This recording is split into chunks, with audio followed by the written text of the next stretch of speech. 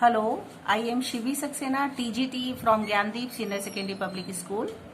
Students, आपको पता है हमारा द मुगल एम्पायर चैप्टर चल रहा है, जिसमें मैंने सेल्फ नोट्स बना करके आपको इसे एक्सप्लेन किया है।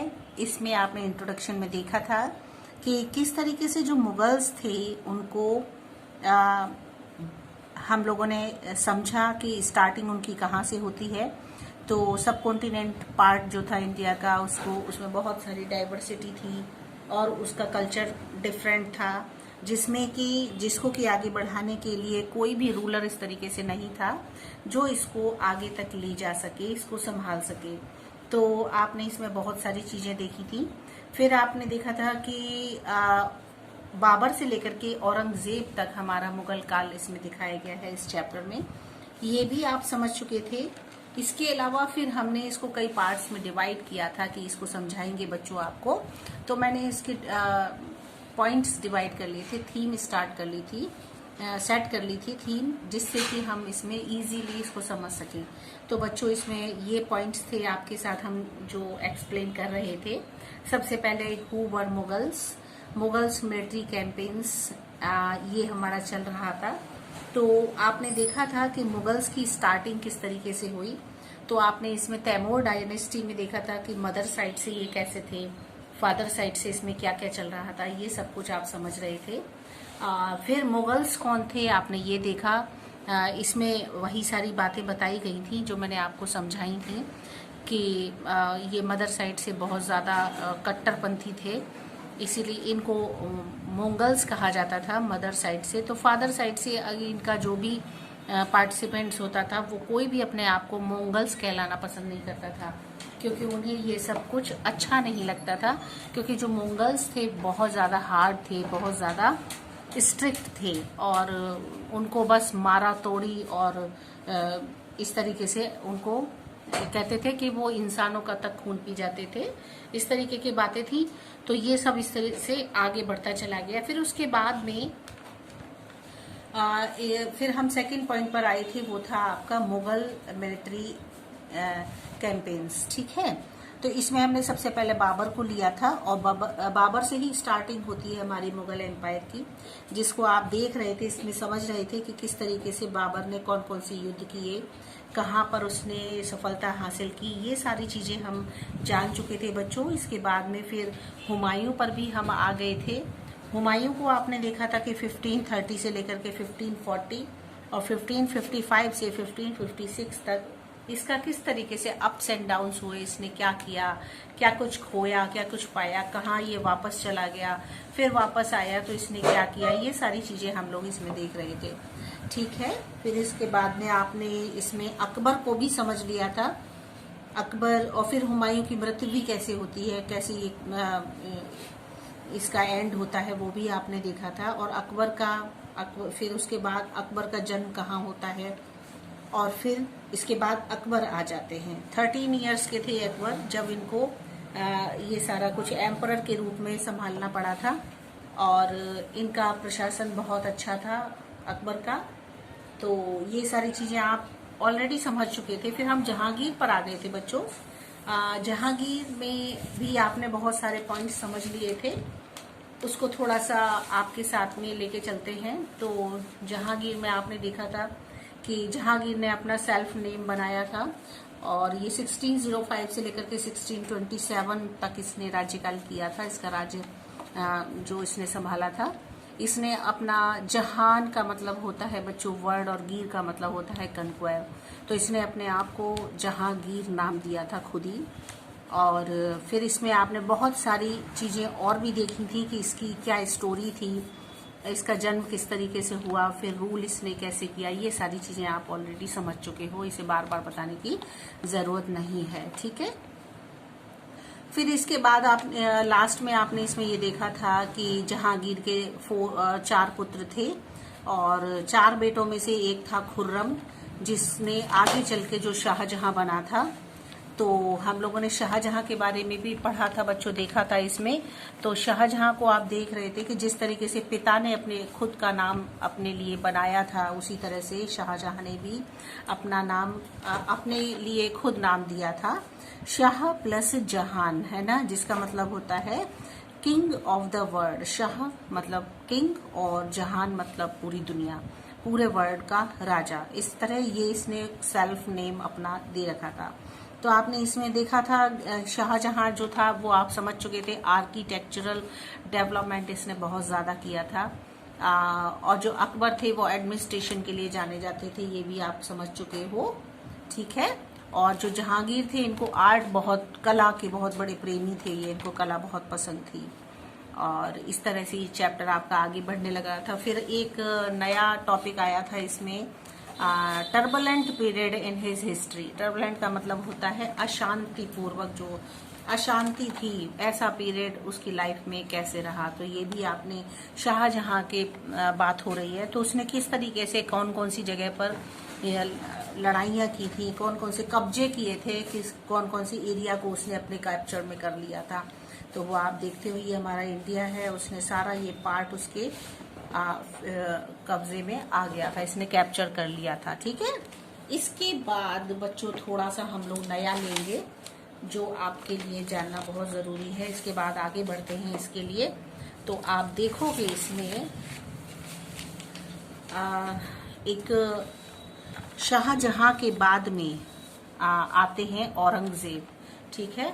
औरंगजेब के बारे में थोड़ा सा जान लेते हैं। ये बहुत ज्यादा, औरंगजेब जो थे 1658 से इनकी स्टार्टिंग होती है, जहां शाहजहां का, ये देखिए शाहजहां का जहां पर राज्यकाल एंड होता है 1658 में, वहीं पर औरंगजेब की स्टार्टिंग हो जाती है, ठीक है। तो आप ये समझने वाली बात है कि औरंगजेब जो थे इन्होंने 1658 से लेकर के 1707 तक इन्होंने अपना काम संभाला, राजगद्दी संभाली, ठीक है।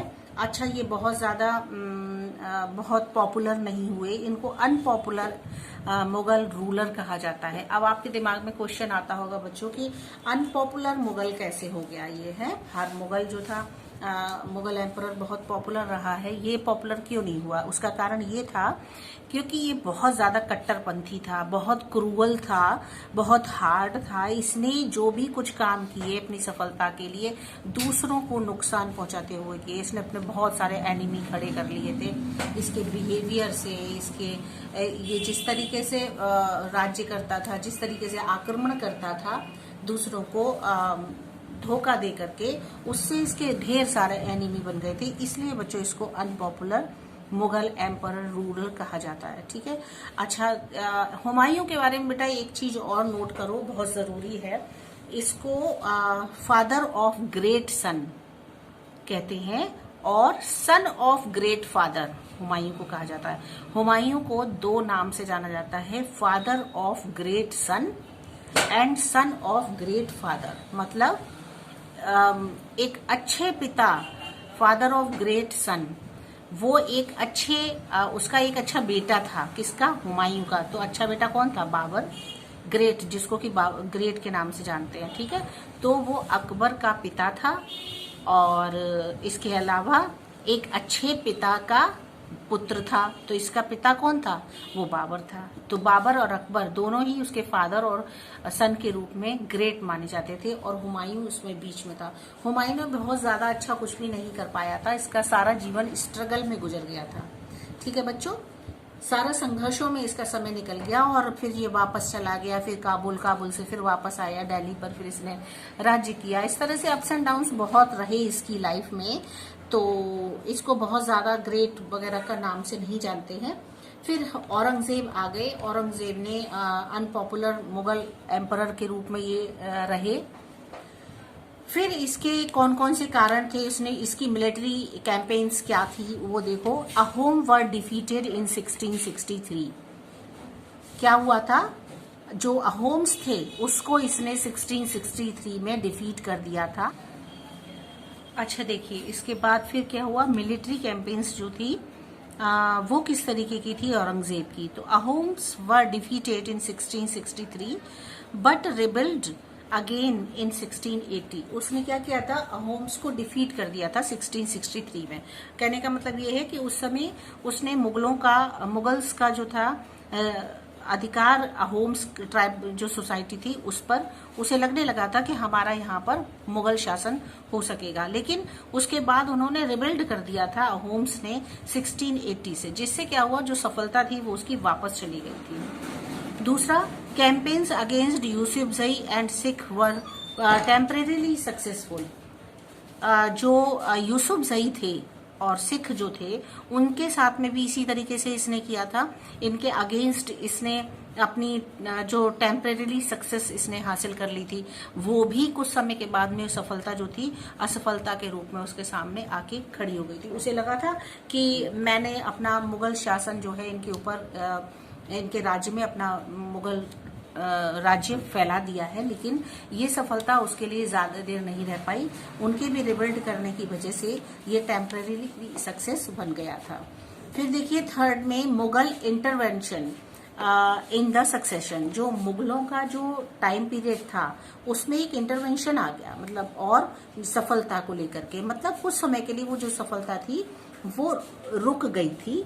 And inter politics of the Rathore Rajput. इसने क्या किया था, औरंगजेब में राठौर्स की जो राठौर थे, जो राजपूत थे, इनके वो इनकी लाइफ में इंटरफियर करने लगा था ये बहुत ज्यादा, और इनकी जो लाइफ थी उसको वो उसमें दखलंदाजियां देने लगा था, जिससे जो मारवाड़ के हुआ करते थे, बात मेवाड़ की नहीं हो रही है, मारवाड़ की हो रही है, ठीक है। और ऐसा करने से ये दोनों भी इसके एनिमी बन गए थे, दुश्मन बन गए थे। और फिर उसके बाद में इन्होंने भी रिबेल कर दिया था औरंगजेब के लिए, ठीक है। तो इस तरीके से इसने इसमें भी असफलता हासिल की। शुरू में पाया दूसरे तरीके से, लेकिन जो गलत तरीका था उससे उसको उसमें असफलता आगे चल के हासिल हुई। अब देखिए इसमें क्या हुआ, राजपूत से जब वो लड़ रहा था, राजपूत के लिए उसने जब इस तरीके का काम किया, तो वहां पर शिवाजी थे।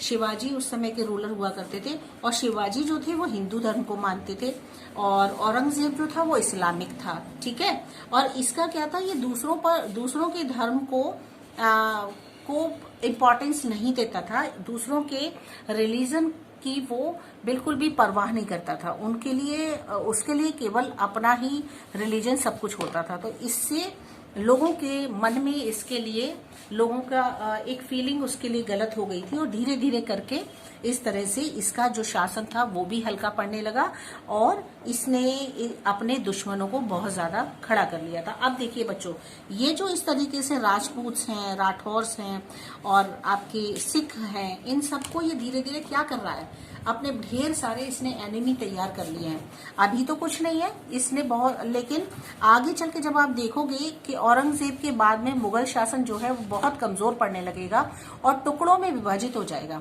और जब ये टुकड़ों में ब्रेक होने लगेगा, उस समय ये जितने भी लोग हैं जिनसे ये दुश्मनी ले रहा है, वही वो जो मुगल शासन होंगे, जो जिनका बहुत ज्यादा नाम नहीं है, बहुत छोटे एम्परर माने जाते हैं, उनको डिफीट करके फिर वो मुगल शासन को खत्म कर देते हैं। इस तरीके से करा है इसी ने है, और लास्ट में जाकर के फिर वो इस तरह से मुगल एम्परर जो होता है उसका एंड हो जाता है।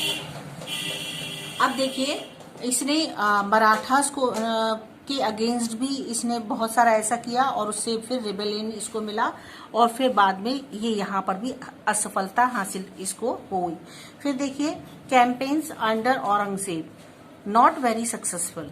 जो इसकी कैंपेन्स थी वो औरंगजेब के अंडर में जब आई तो ये बहुत ज्यादा सक्सेस नहीं हुई, क्योंकि उसके कई एक कारण थे, रीजन बहुत सारे थे, ये आप अभी वैसे भी समझ चुके हो। देखिए क्यों नहीं इसने अपनी कैंपेन्स को अच्छे से चला पाया, क्यों नहीं सफल कर पाया, इसलिए रीजन इसके बच्चों देखो इसमें दिखाते हैं। औरंगजेब फेस्ड वेरियस रिबेल्स, उसने बहुत सारे रिबेल्स को फेस किया था। Number 1, Prince Akbar rebelled against. अब आप सोचते हो ये अकबर कहाँ से आ गया, है ना? नहीं, ये अकबर उससे मत जोड़ना जो आपके अकबर अभी आपने पहले पढ़ा था। ये अकबर इसका बेटा है औरंगजेब का। औरंगजेब के 4 बेटे थे, उसमें एक बेटे का नाम अकबर था।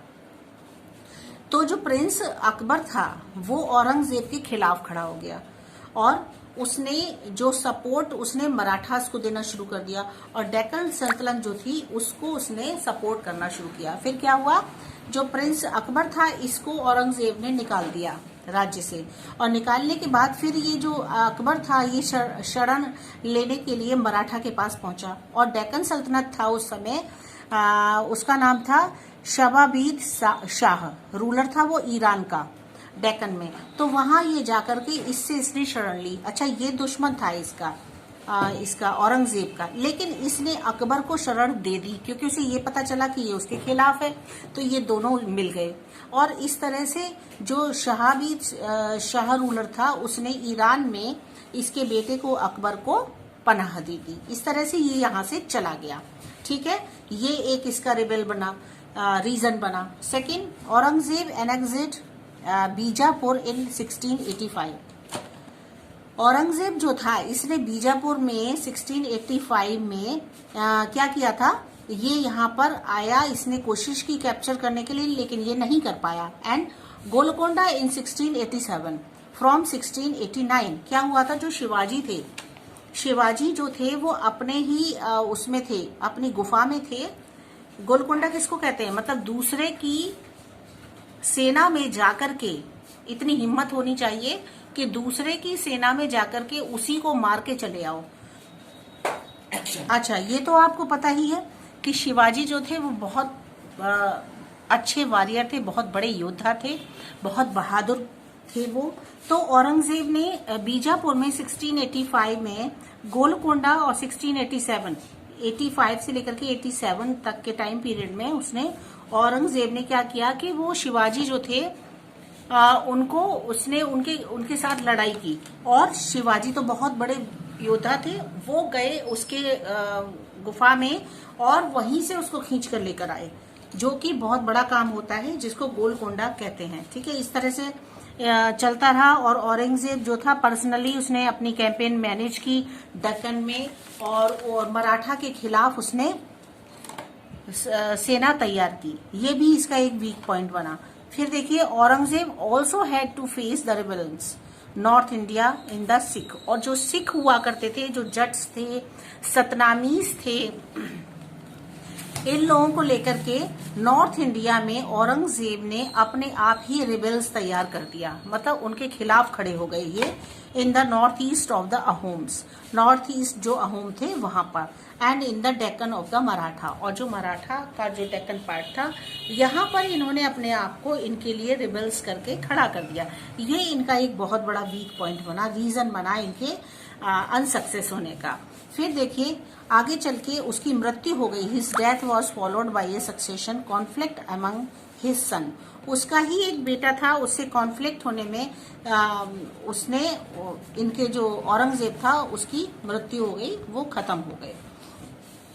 आगे देखिए, औरंगजेब हैड 5 सन। औरंगजेब के 5 पुत्र थे बच्चों, जो इसमें आजम शाह और बहादुर शाह, ये मेन रूप से 2 थे, मेन कंटेनर्स माने जाते थे। ये 1857 की बात है, और बैटल ऑफ गजवा उस समय हुआ करता था। उसमें आजम जो थे, आजम Shah was defeated by Bahadur Shah.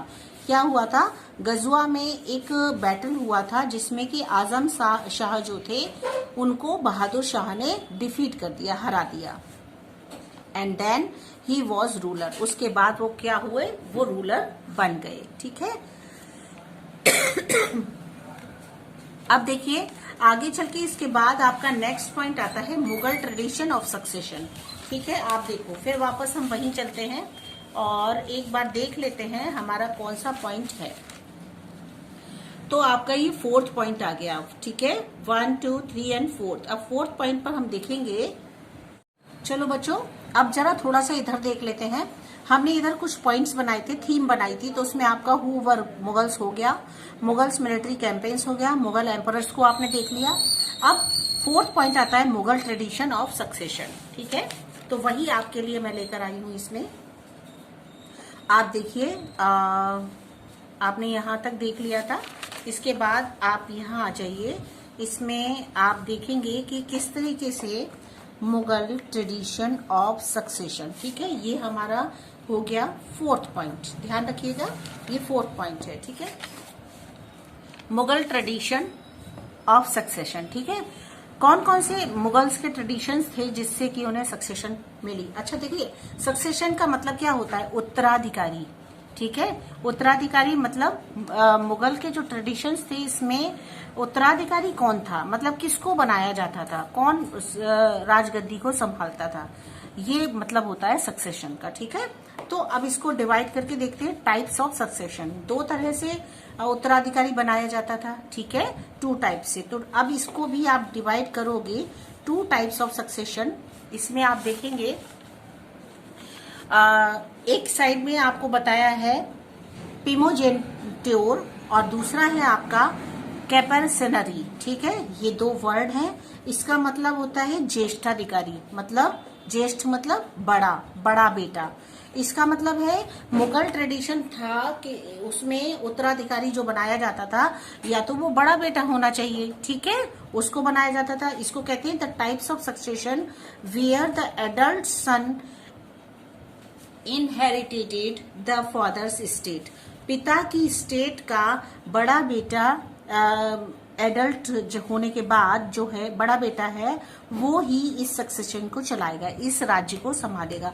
या तो बड़े बेटे को दिया जाता था या फिर क्या होता था, दूसरा एक और कैटेगरी थी, वो था कैपेरेसनरी, जिसको the type of succeeding give your division of the inheritance takes place among all the sons. ठीक है, मतलब कहने का ये है कि सभी पुत्रों में बराबर या किसी को ज्यादा किसी को कम जैसा भी देना होता था, मतलब सभी पुत्रों को ये राज्य दिया जाता था, आपस में बांट दिया जाता था। या तो ये होता था या ये होता था।